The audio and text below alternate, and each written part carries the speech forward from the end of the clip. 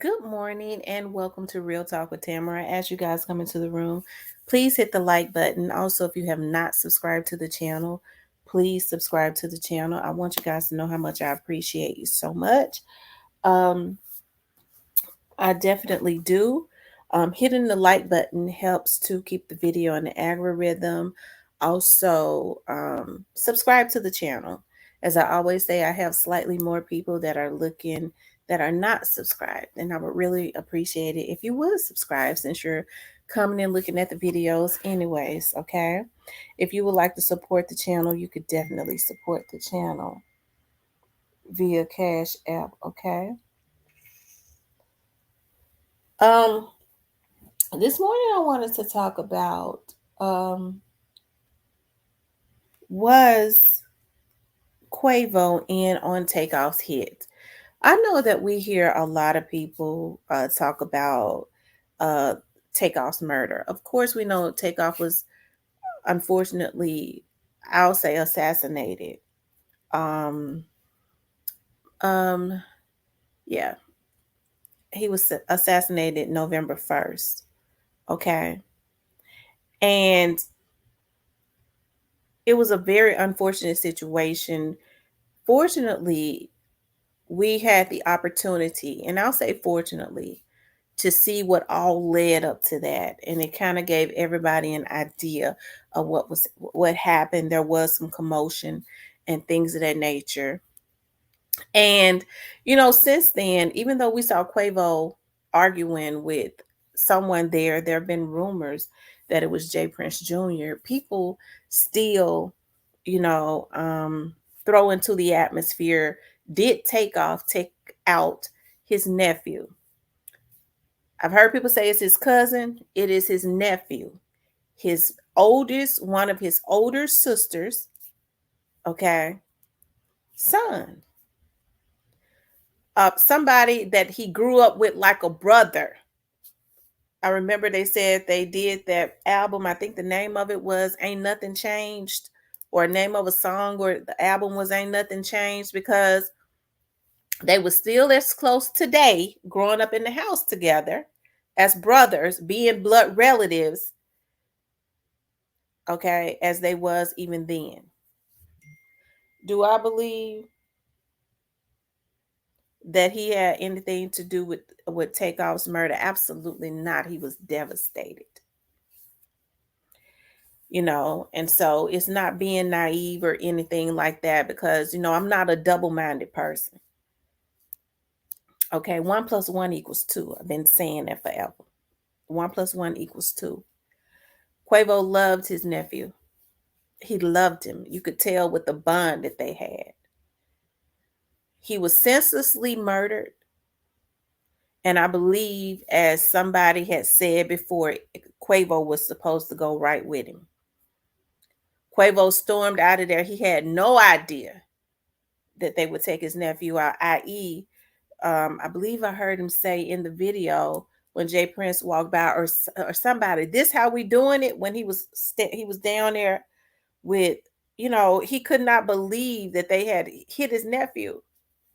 Do I believe that bullets was meant for him? Absolutely, but I believe it was meant for all of them.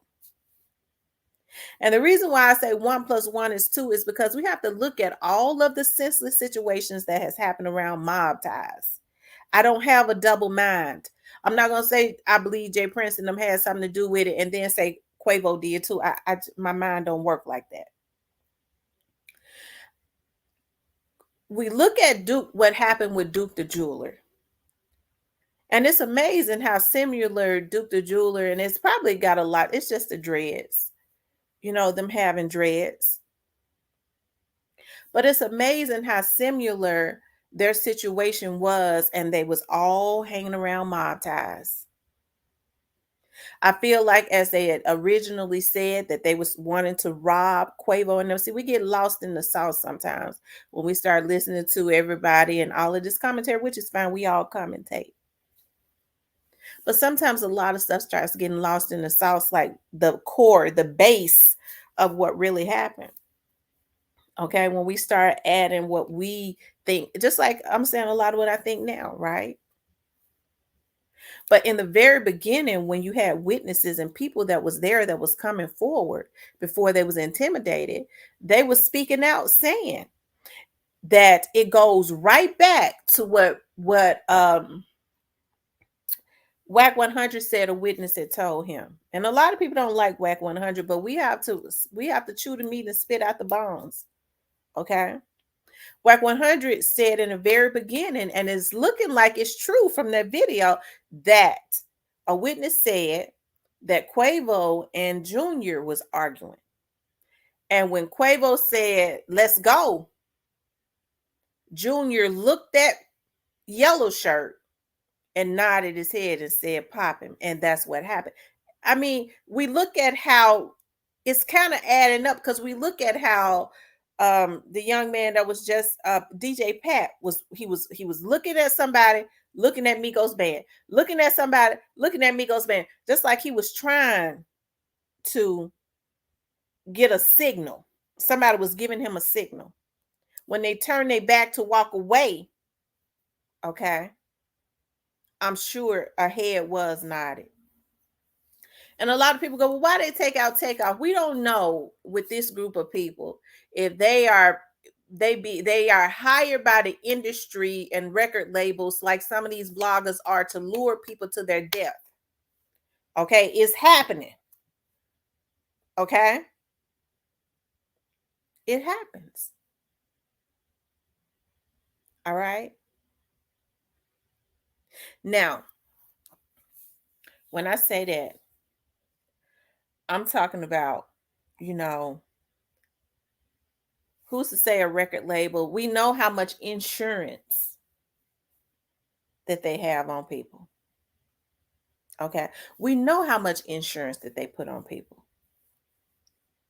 So a lot of these record labels, they like to ball, they over budget. We don't know if, when people start getting other lawyers, to powerhouse lawyers, to renegotiate contracts and things of that nature, when their contract is almost up and it ain't looking too good. We just don't know. Because I felt it was strange that I heard, now a lot of people were saying that, I didn't hear him say it, that the head of QC said that it was an accident. How he know? How could he make that analysis before the police did? And even if J.PRINCE and them had told him that, who in the hell is he to believe what they say? Or who the hell are they for him to believe what they say before he knows truly what happened? Okay. Unless, somebody in the Amigos band and them say it was an accident, but we see clearly that there was some commotion that was going on. It was not an accident. They shot him twice, in the back and in the head. That's an assassination. Okay. All right. So now, I think we're starting to forget about when people were saying that, they wanted to rob them. The same stuff that went on with Duke the Jeweler is going on now. Okay. Duke the Jeweler, okay, they didn't know that Duke the Jeweler was a professional dice player. They had Trick Dice Den. And I told y'all, if you go back and look at some of my stuff, when Duke the Jeweler was killed, I said, y'all, pay attention to how J.PRINCE was sitting at that table. Okay. How he was standing at that dice table when they was playing dice, with that smirk on his face, smirking about Duke the Jeweler. I said, y'all, pay close attention to that. I think I had said that. It was just something about that to me. And I'm looking for them videos that I did on Duke the Jeweler. Okay.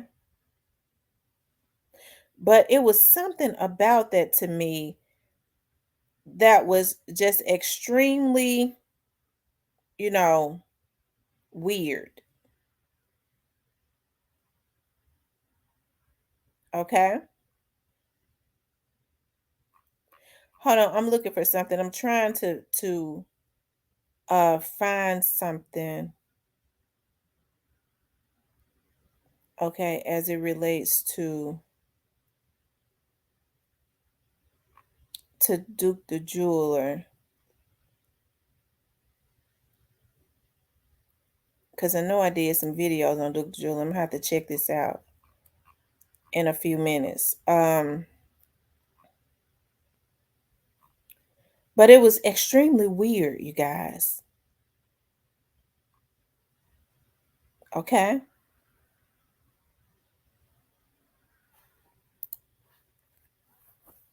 It was extremely weird. You didn't hear J.PRINCE Jr. say anything. He didn't say rest in peace to Duke the Jeweler, nothing. But him standing at that table looking at Duke the Jeweler like that. Or not looking at him like that, but standing there looking under-eyed at somebody. And then he said something to Lil Cam, who's standing barbarically over close to him, over across the table from Duke the Jeweler. And you saw how they honed in on his money.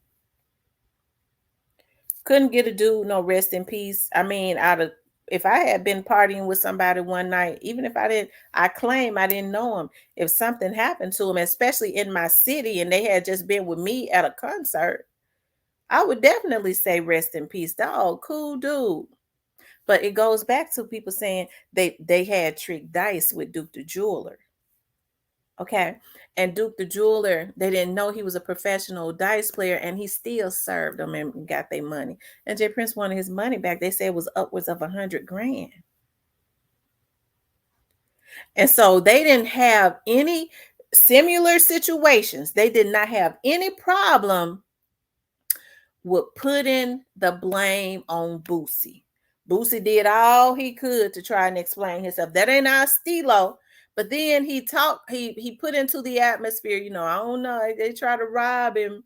I guess he didn't want to give it up. Man, that was a crash dummy thing for real. I knew then. I said, I don't know if Boosie got anything to do, if Boosie people did that, but I sure think they know what happened.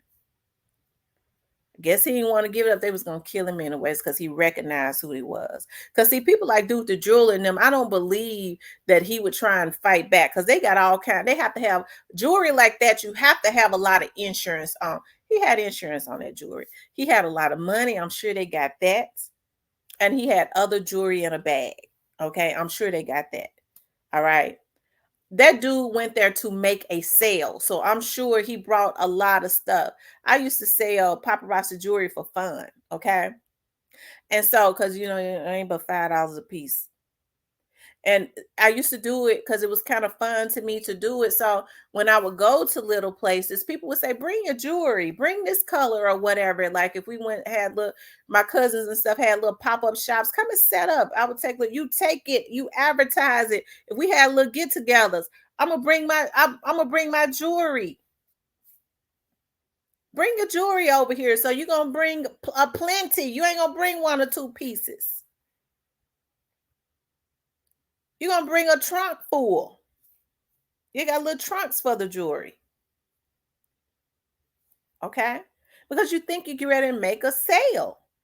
That's the only reason. That dude used to being around folks with way more money than them. He used to being around that long money. They ain't necessarily in the entertainment business. They making money for real. They got multi-million dollar businesses.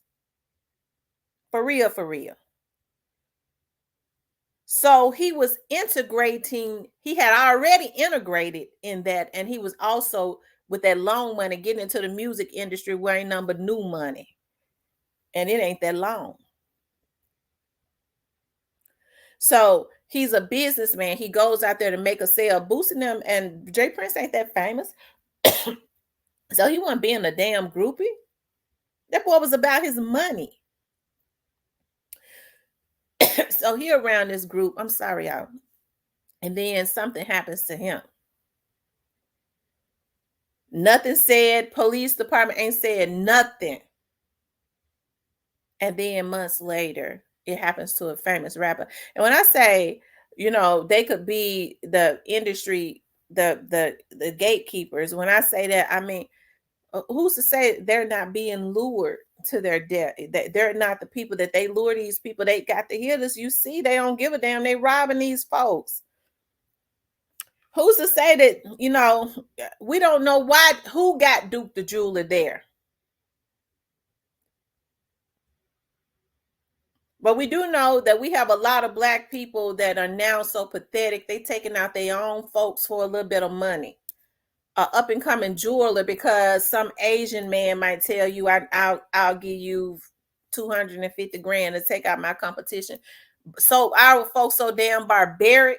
They don't think about, this is another black man. This is my community. We generating wealth in my community. Kiss my ass, you stupid mother sucker. We'll do our dues it for the money, and then you ain't gonna get to spend the money anyway, because you're gonna have your ass in jail indigent. Or if you do get your hands on it, your time is limited with it. You're gonna have to give it all to a damn lawyer. So what you take a man from his family for? Other than you pathetic.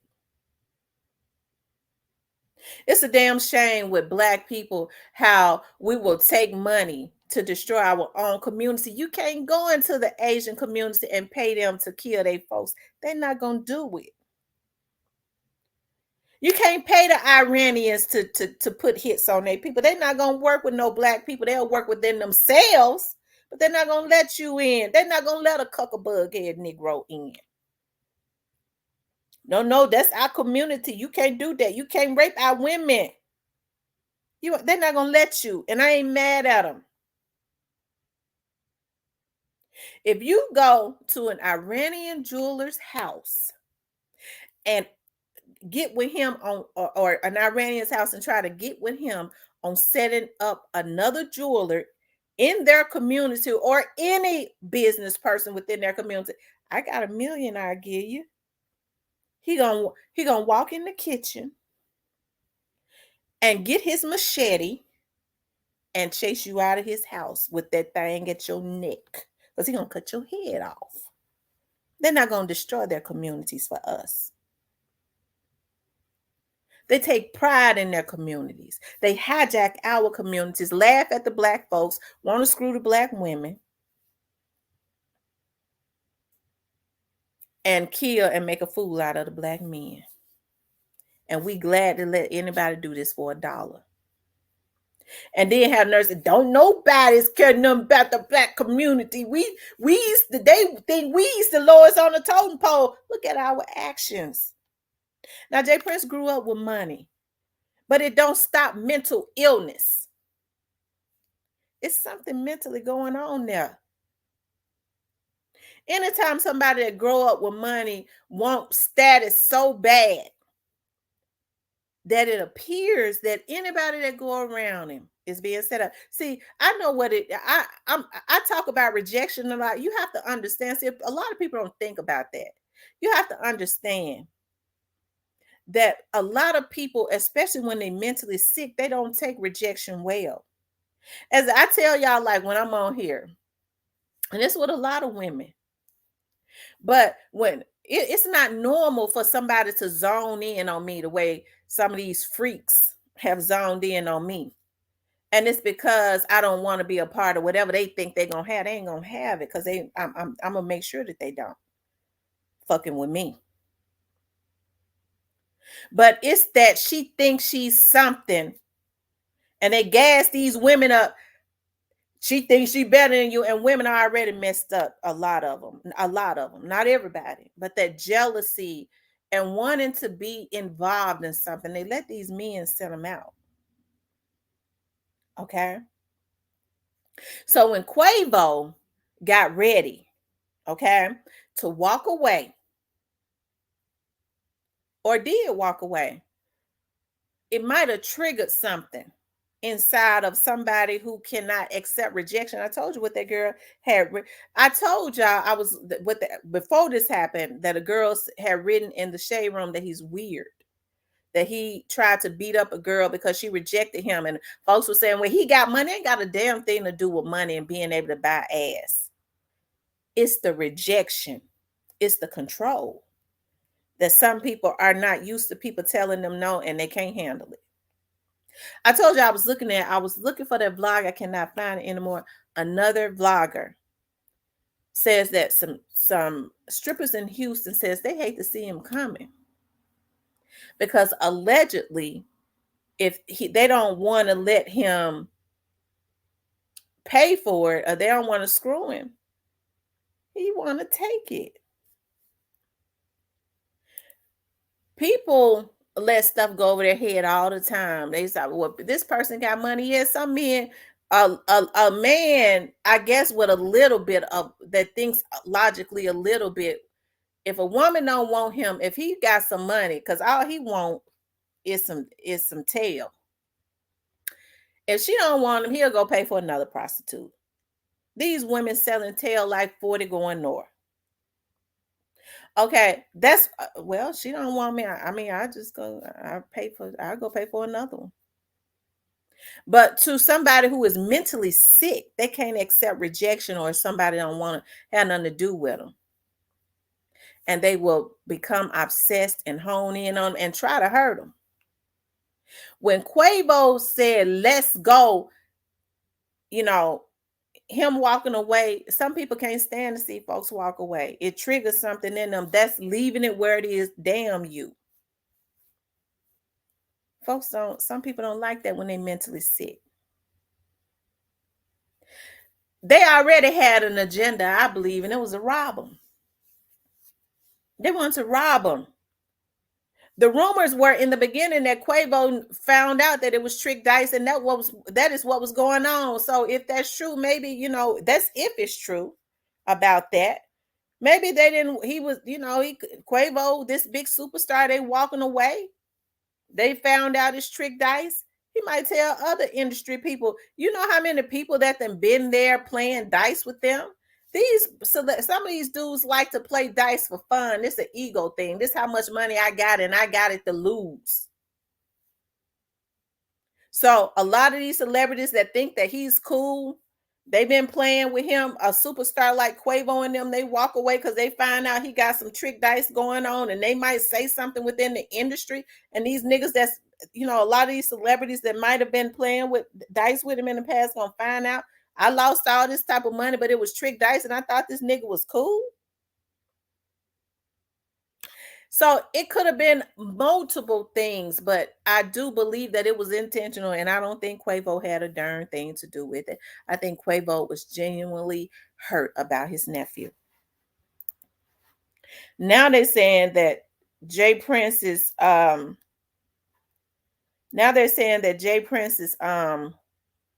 daughter.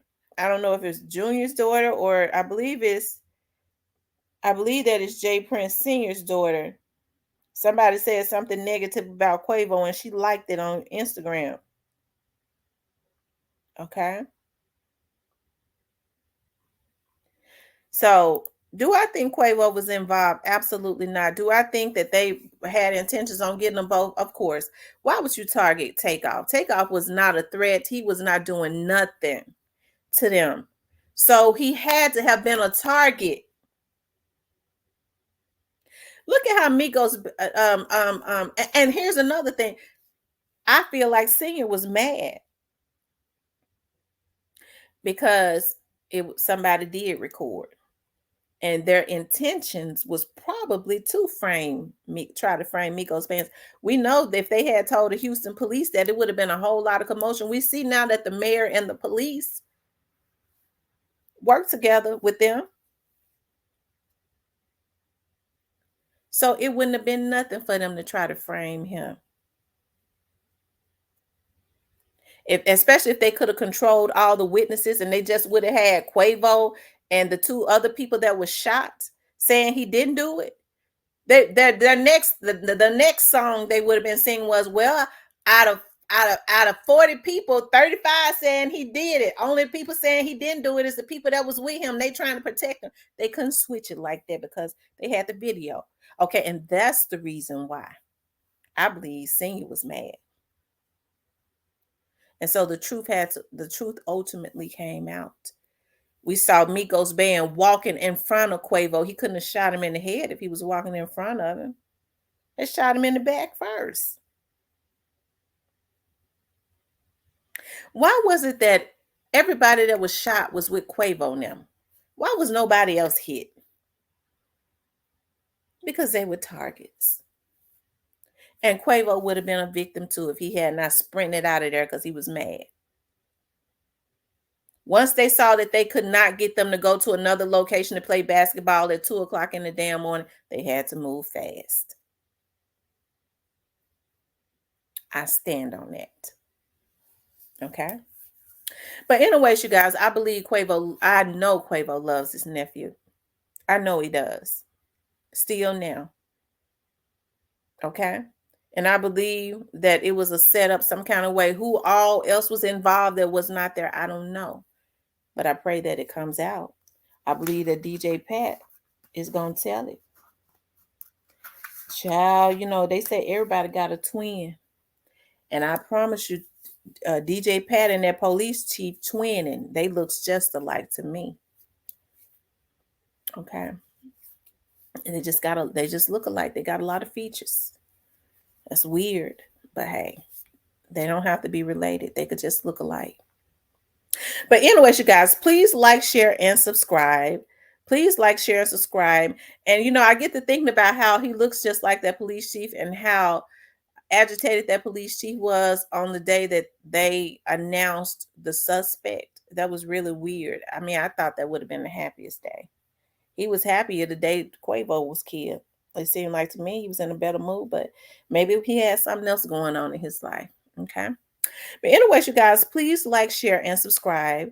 I want you guys to know that I appreciate you so much. If you would like to support the channel, you can hit my Cash app or you can hit the super thanks button. I love you guys. I'll talk with you later.